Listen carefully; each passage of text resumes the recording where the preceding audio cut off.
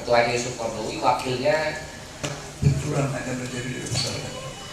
Saya teringat kata-kata yang ditulis oleh Profesor Dr. Yunahar dalam kata pengantar buku saya yang berjudul 201 Tanya Jawab Syiah yang diterbitkan oleh Sinergi Grup GIP. Itu saya baru tahu bahwa ternyata negarawan Muslim besar kita, Bapak Dr. M. Natsir pernah mengatakan, pernah mengingatkan pemerintah dan negara ini, jika tidak sungguh-sungguh menyelesaikan masalah Syiah akan menjadi bom waktu. Dan ini sudah menjadi bom waktu.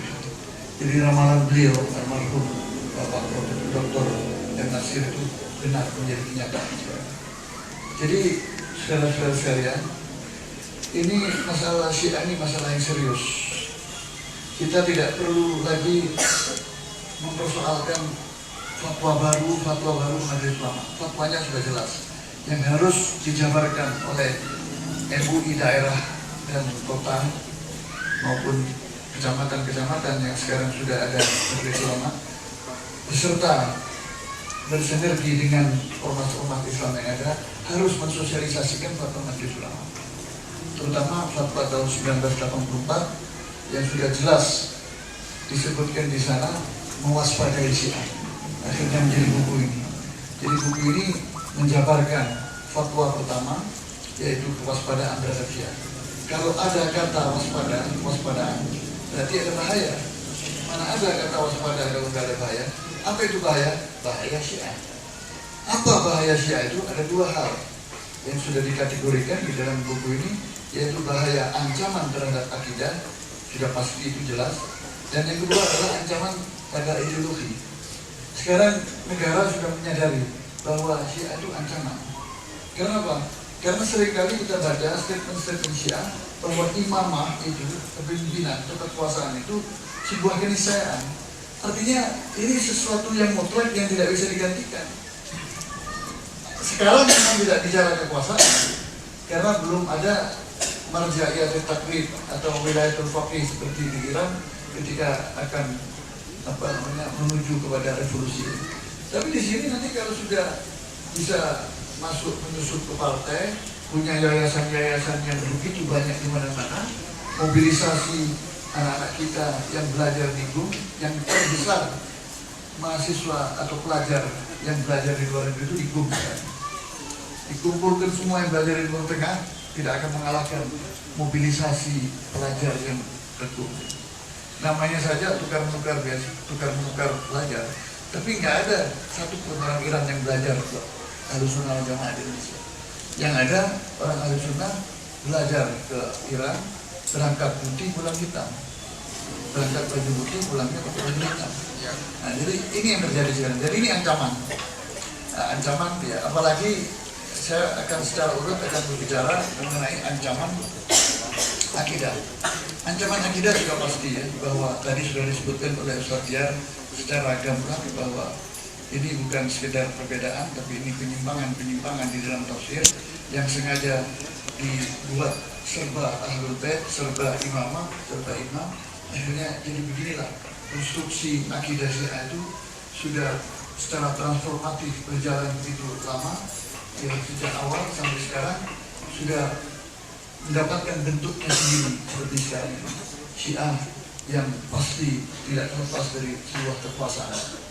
Nah, itu yang kemudian kaitannya, saya katakan tadi, kaitannya kepada ancaman terhadap NKRI. Ancaman akidah sudah jelas, penyimpangan tafsir. Kita sering menjelaskan orang-orang Islam, orang-orang beriman. Ada ya ayuhan nas, artinya semua manusia. Ada yang manusia dan jin, kitabnya itu. Ya kitabnya artinya ada yang itu ya ma'syarul jinni wal insi ini sebatuk mantan dulu min abdulis sama di ila akhiril ayat al-mubarakah. Ada ayat yang berbeda hanya orang kafir. Ya ayyuhal kafirun, itu jelas. Ya ayyuhal kafir. Nah, ini kadang-kadang sebabut. Dalam pemahaman Syiah, ayat-ayat untuk orang kafir ditujukan kepada orang-orang Ahlussunnah wal Jamaah. Karena orang-orang Ahlussunnah wal Jamaah itu dianggap tidak mentaati menurut versi mereka, sebagaimana dikatakan Ustaz Diyar, tidak mentaati ucapan dari Rasulullah karena tidak mengangkat Ali. Tujuannya seperti itu. Jadi penafsiran Syiah seperti itu. Contohnya adalah surah 33 ayat 33 yang dipotong sedemikian rupa sehingga berbunyi innama yuridullahu an yudhiba ankum rijsa ahlal bait wa yutahhirakum tathira. Sesungguhnya mereka itu menginginkan menyucikan kamu dari segala noda dan menyucikannya sesuci-sucinya. Ini ayat yang dipotong sedemikian rupa. Padahal ayat ini ada awalannya, jangan dipotong di tengah-tengahnya dan di akhir-akhirnya ada awalnya. Khitabnya, arah yang dituju itu ya nisa an-nabi. Ya nisa an-nabi itu ya perempuan-perempuan Nabi. Bahasa Al-Quran itu kalau menyebut istri Nabi ya nisa an-nabi. Nah, ada kadang-kadang disebut ahlul bait. Nah, ini diulang tidak nisa lagi tapi ahlul bait di dalam ayat 33 dari surah 33 itu bunyinya seperti itu. Jadi ya nisa an-nabi Rasulullah karim ada pendidikan di situ. Ada pendidikan untuk khusus didengar oleh para istri Nabi supaya mengikuti petunjuk dari langit ini melalui lisan Nabi Muhammad, yaitu wahyu yang diturunkan oleh Jibril kepada beliau. Nah, ini sudah dibacakan semua. Nah, tiba-tiba dipotong karena diambil ahli baitnya saja untuk memisahkan nisa Nabi, istri-istri Nabi itu dari kelompok ini dan dikerucutkan menjadi kelompok bahwa ahlul bait itu hanya 5, yaitu Nabi sendiri, kemudian ada bapak, ada anak dan menantu, ada 2 cucu, tinggal 5.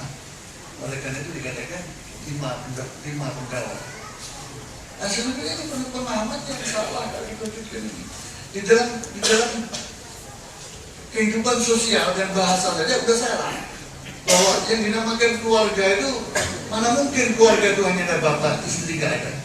Dari mana anak lahir tiba-tiba muncul anak dan cucu serta menantu kalau bapak ibu tidak ada, atau bapaknya ada, ibu tidak ada.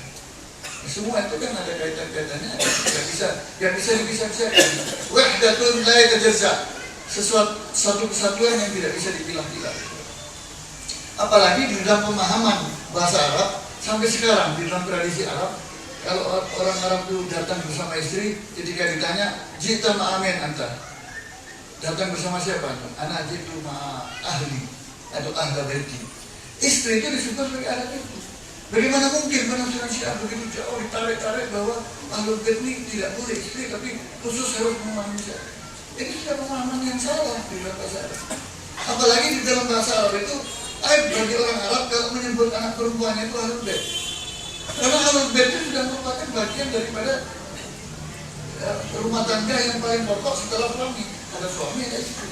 Nah, ini yang mau dicoba didikotomikan bahkan disisirkan dari pemahaman yang salah dari. Kemudian yang kedua, singkat cerita tadi ada disebutkan bagaimana pemahaman hadis orang Syiah itu. Pemahaman hadis juga demikian. Ya, jadi agak kacau juga pemahaman hadisnya.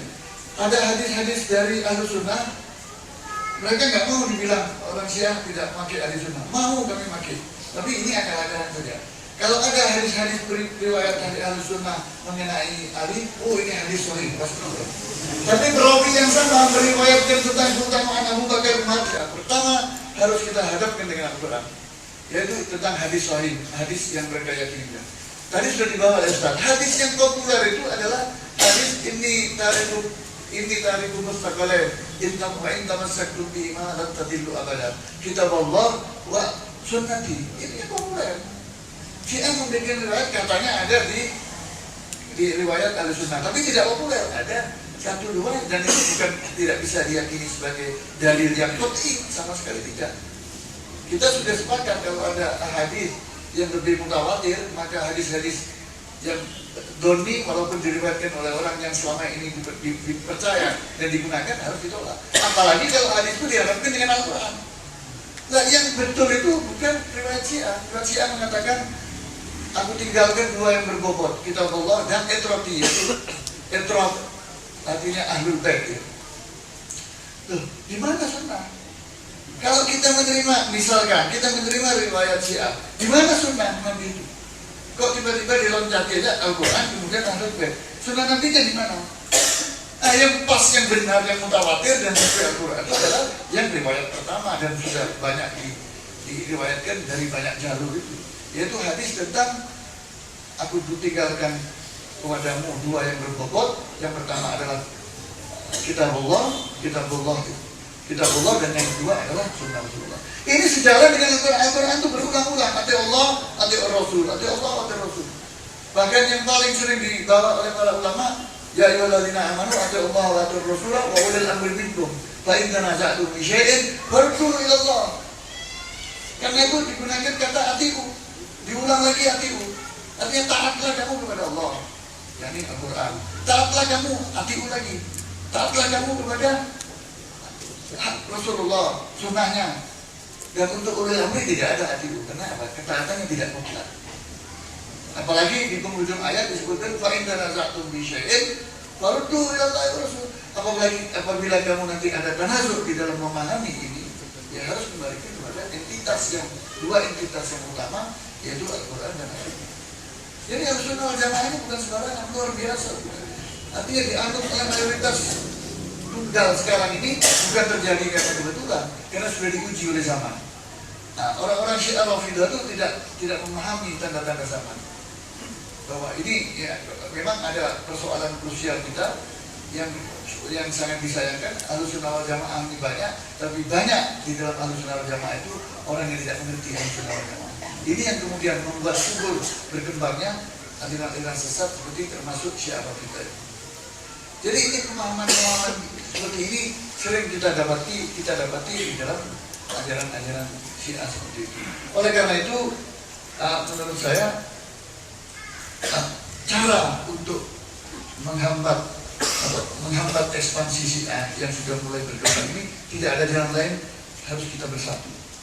Masalah Syiah dan aliran sesat ternyata di dalam pengalaman yang ada tidak bisa ditangani oleh orang per orang atau ormas per ormas. Tapi kita semua yang merasa Ahlussunnah wal Jamaah harus kompak merapatkan barisan, merapatkan saf untuk menghadapi.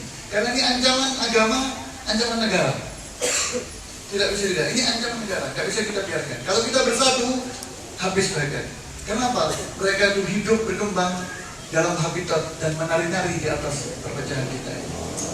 Jadi ada persoalan remeh-temeh kecil-kecil yang sebetulnya itu serahkan saja kontrolnya kepada ormas-ormas yang ada. Itu kita ublek-ublek kata orang Jawa, ublek-ublek di situ aja. Sehingga ini tidak produktif, mereka tetap berkembang. Kita diadu domba tidak merasa.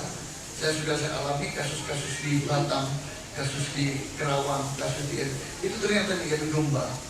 Dan itu pekerjaan yang mudah dan murah bagi Syiah. Daripada mengeluarkan energi banyak, benturkan saja ormas Islam saat ini dengan yang lainnya. Benturkan saja. Kritik saja itu majelis ulama melalui liberal. Dia mencari teman, baru saudaranya dan lain sebagainya. Itu yang pertama. Artinya begini, saya ingin mengatakan hadapi aliran-aliran sesat, termasuk dalam konteks ini adalah Syiah Rafidah, dengan kita harus merapatkan saf. Jangan hadapi sendirian. Kita harus punya strategi. Saya kadang-kadang sedih melihat kawan-kawan itu tidak memiliki strategi. Belum apa-apa sudah bikin judul perang melawan Syiah. Karena ini kita hidup di negara yang kalimat-kalimat itu sangat ditakuti oleh pihak keamanan akan menimbulkan anarki. Kita harus lebih cerdas untuk menarik simpati publik dengan cara-cara yang tetap kita gayeng untuk berhadapan dengan aliran yang merupakan ancaman akidah dan negara yang juga. Tapi kita yang lebih cantik bermain. Jangan kata anti Syiah. Nanti yang diperkarakan bukan substansi penyimpangannya. Akhirnya pada waktu itu anti, nggak ada yang negaranya anti. Kita ini merdeka, jadi ini diskriminasi dan sebagainya. Akhirnya bicara HAM, bukan bicara substansi.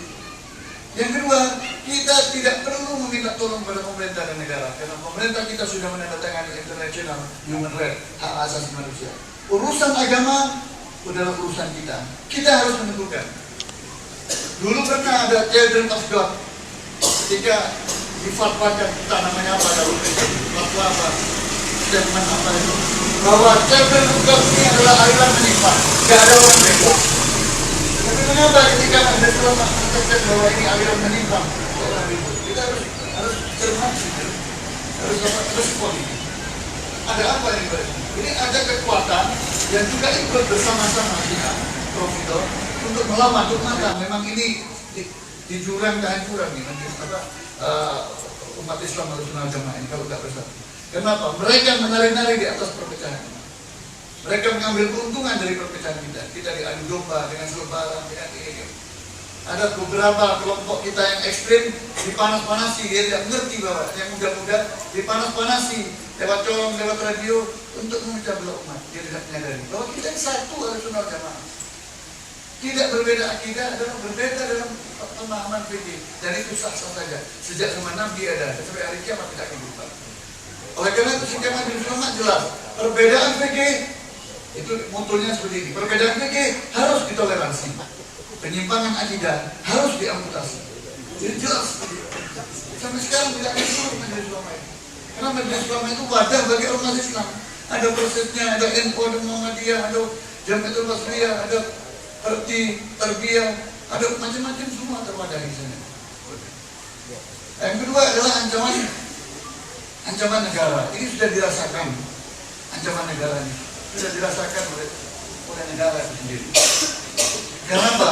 Karena kemana ini larinya Syiah? Kalau sudah sekarang itu bersemangat masuk partai, mempengaruhi peradilan, masuk ke pemerintahan dan menusuk pemerintahan, lobby-lobbynya, kemudian ada bagian lobby sendiri, kemudian ada support dari luar, terutama dari Iran, dan kedutaan besar itu support penuh terhadap kegiatan-kegiatan yang dilakukan oleh Syiah.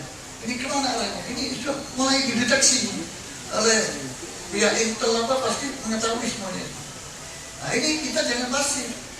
Saya sudah mengatakan, kalau ingin Indonesia ini kondusif, aman, ya, wujud bersatunya ulama umara harus konkret. Jangan hanya dalam pidato-pidato cuap-cuap ulama umara. Jadi fatwa ulama sebagai undang-undang tertinggi bagi agama, ya, itu harus dikawal. Ya memang kadang-kadang nggak jelas ya, tidak ada undang-undangnya. Apakah fatwa ulama yang diterbitkan oleh Majelis Ulama itu sudah menjadi suatu hukum positif yang ada sanksi-sanksinya atau tidak? Ternyata tidak. Jadi tidak mengikat. Jadi itu yang menyebabkan kemudian ini kan tidak mengikat. Ini tidak dilemahkan itu. Kemarin ada dari Bandung atas nama pribadi, tapi saya tahu itu ada kekuatan di belakangnya. Menggugat Majelis Ulama. Saya sudah menduga pasti ditolak dengan dia. Karena tidak mungkinlah hakim yang tidak mengerti agama mau menguji fatwanya para ulama. Apalagi fatwa yang diterbitkan oleh ulama itu tidak pernah fatwa individual, fatwa jama'i, kolektif dari semua persetujuan dari ormas Islam yang ada. Jadi ini persoalannya sangat krusial, saudara-saudara sekalian. Ini ancamannya. Ini jangan sampai di Indonesia ini jadi seperti Irak. Mumpung belum jadi seperti di Irak, perang berkepanjangan antara Sunni dan Syiah, kita harus menata bagaimana. Nah, saya tidak setuju Syiah itu orangnya dibasmi, ajarannya dibasmi, orangnya jangan. Itu ada pesantren terbesar di Jawa Timur itu sangat betul untuk membasmi Syiah. Tapi dia bilang orangnya jangan. Loh kenapa? Iya orangnya barangkali mau balik, tunjukilah hak, kenapa tidak? Jadi orangnya kita enggak. Dan ini sangat kondusif, tidak menimbulkan permasalahan anarki seperti di Sampang. Nah, di Sampang itu namanya panas-panas, gak sabar langsung aja peringatan sekali, dua kali, gak ada bantuan dari aparat. Sudah dilaporin begini, ya udah langsung dieksekusi sendiri. Ya, itu salah, itu anarki, itu tidak boleh terjadi. Dan saya memuji kawan-kawan yang ada di Bandung, ya, ini bagus.